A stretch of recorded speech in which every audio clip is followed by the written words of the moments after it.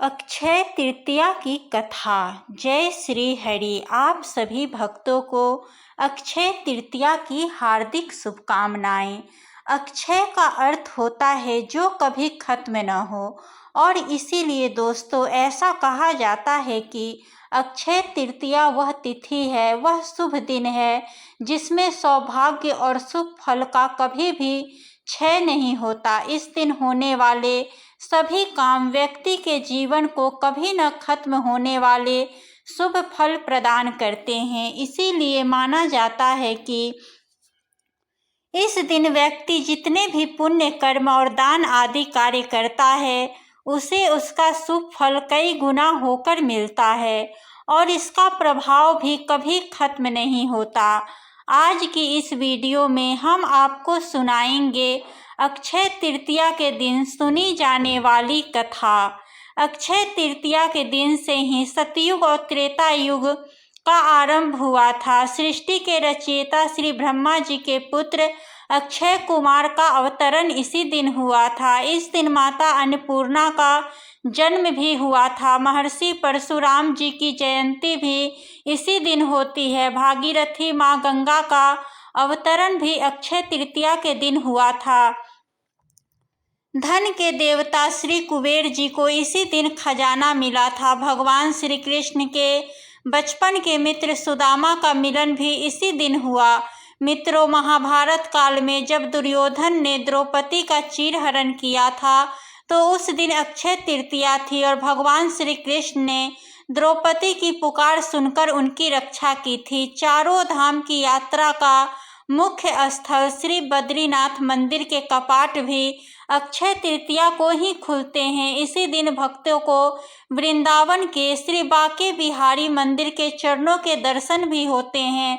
मान्यता है कि इसी दिन महर्षि वेद व्यास जी ने महाभारत को लिखना शुरू किया था, और यह भी मान्यता है कि आज के दिन ही भगवान नर नारायण ने भी अवतार धारण किया था। मित्रों, अक्षय तृतीया के दिन ही भगवान शिव जी ने माता लक्ष्मी जी के साथ कुबेर देवता की पूजा करने का ज्ञान भी दिया था, जिसके बाद से आज तक अक्षय तृतीया के पावन दिन पे माता लक्ष्मी जी और भगवान कुबेर जी की पूजा की परंपरा चली आ रही है। तो चलिए भक्तों, अब कथा को सुनते हैं।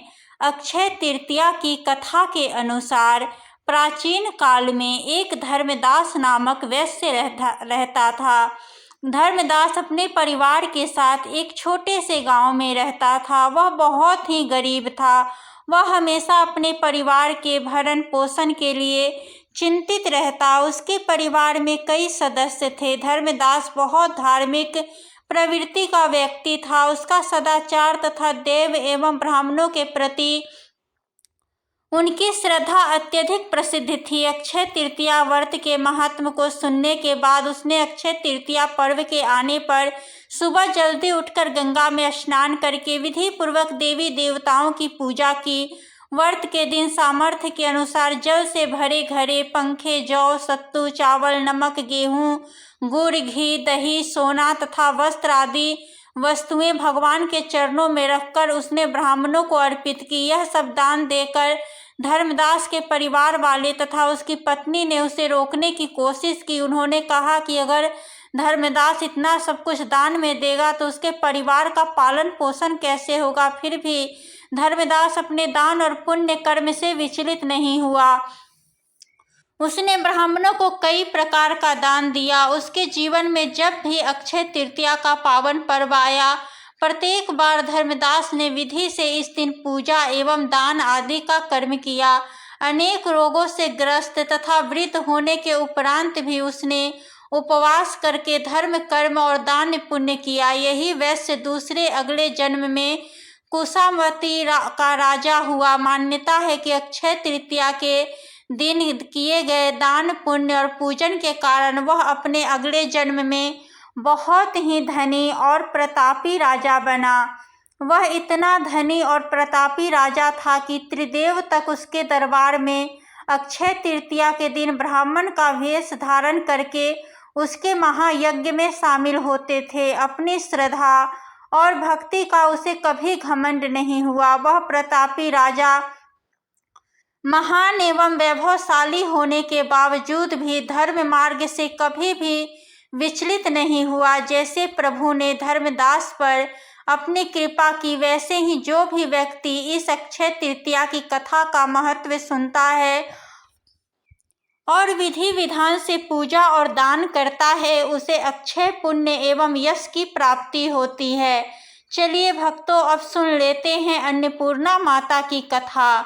एक समय की बात है, काशी निवासी धनंजय की पत्नी का नाम सुलक्षणा था। उसे अन्य सब सुख प्राप्त थे, केवल निर्धनता ही उसके दुख का कारण था। यह दुख उसे हर समय सताता रहता था। एक दिन सुलक्षणा अपने पति से बोली, स्वामी आप कुछ उद्यम करो तो काम चले, इस प्रकार कब तक काम चलेगा। सुलक्षणा की बात धनंजय के मन में बैठ गई और वह उसी दिन भगवान भोलेनाथ को प्रसन्न करने के लिए बैठ गया और कहने लगा, हे महादेव, मुझे पूजा पाठ कुछ नहीं आता, केवल तुम्हारे भरोसे बैठा हूँ।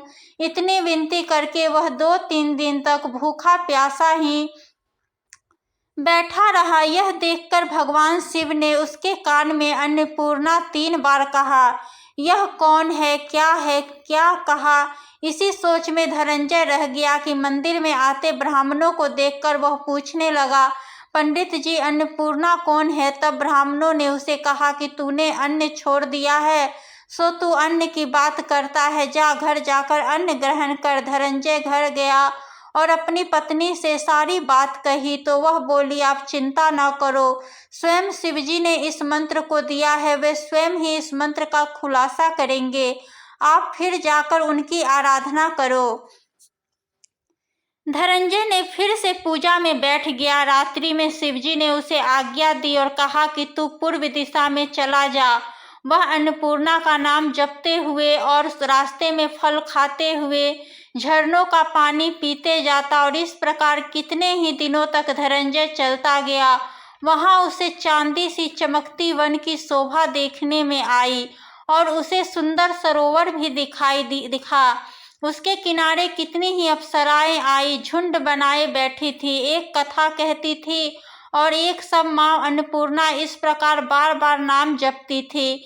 यह अघन मास की उजाली रात्रि थी और आज से ही व्रत का आरंभ था। जिस शब्द की खोज में धनंजय निकला था वह उसे वहां सुनने को मिला। धनंजय ने उन देवियों के पास जाकर पूछा, हे देवियों, आप यह क्या करती हो। तब उन सब ने कहा कि हम सब माता अन्नपूर्णा का व्रत करती हैं। पूजा क्या होता है, यह किसी ने किया है, इसे कब किया जाता है, कैसे किया जाता है और इसकी विधि क्या है, मुझसे भी कहो। वे कहने लगी, इस व्रत को हर कोई कर सकता है। 21 दिन के लिए 21 गांठ का सूत लेना चाहिए। 21 दिन अगर न बने तो 1 दिन उपवास करे, यह भी न बने तो केवल कथा सुनकर प्रसाद ले, निराहार रहकर कथा को सुने। कथा सुनने वाला अगर कोई भी न मिले तो पीपल के पत्ते को रखकर सुपारी या घृत कुमारी के सामने रखकर दीपक को साक्षी करके सूर्य, गाय, तुलसी या महादेव हो बिना कथा सुने मुख में दाना न डाले। यदि भूल से कुछ पड़ भी जाए तो 1 दिन फिर से उपवास करे। व्रत के दिन बिल्कुल भी क्रोध ना करे और झूठ ना बोले। तब धनंजय ने कहा, इस व्रत के करने से क्या होगा। वे कहने लगी, इसके करने से अंधों को नेत्र मिले, लोलों को हाथ मिले, निर्धन को धन आए, बांझन को संतान मिले। जो जिस कामना से व्रत करे माँ उसकी इच्छा पूरी करती है।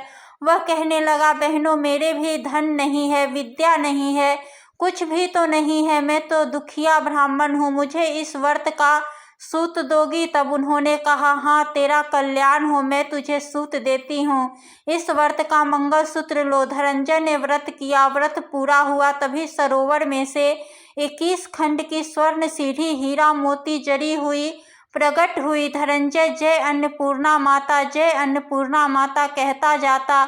इस प्रकार वह इतनी ही सीढ़ियों पर उतर गया तो देखा कि करोड़ों सूर्य से प्रकाशमान अन्नपूर्णा का मंदिर है। उसके सामने स्वर्ण सिंहासन पे माता अन्नपूर्णा विराजमान है और उनके सामने भिक्षा हेतु भगवान शिव खड़े हैं।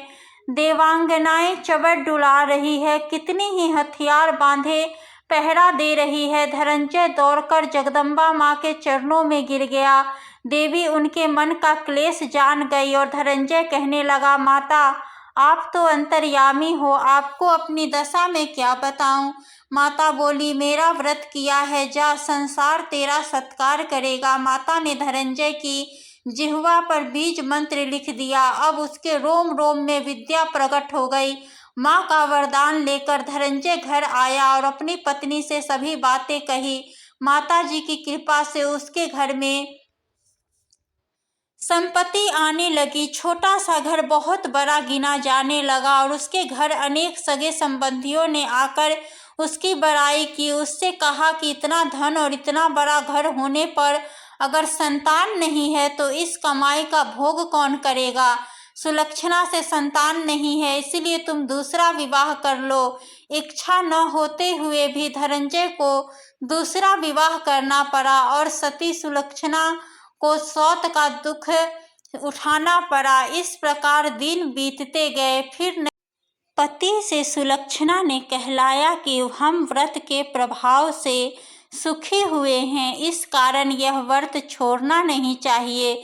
यह माता जी का प्रताप है जो हम इतने संपन्न और सुखी हुए हैं। सुलक्षणा की बात को सुनकर धनंजय उसके यहाँ आया और वह व्रत में बैठ गया। नई बहू को इस व्रत की खबर नहीं थी।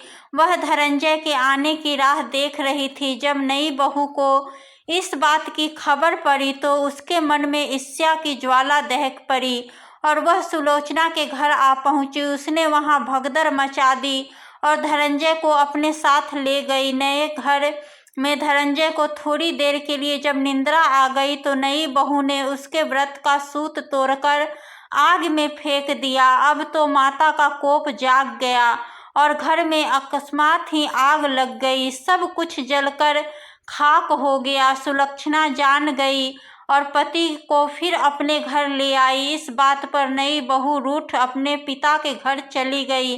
पति को परमेश्वर मानने वाली सुलक्षणा बोली कि हे नाथ, आप घबराओ नहीं, माता जी की कृपा अलौकिक है। पुत्र कुपुत हो सकता है पर माता कभी भी कुमाता नहीं होती।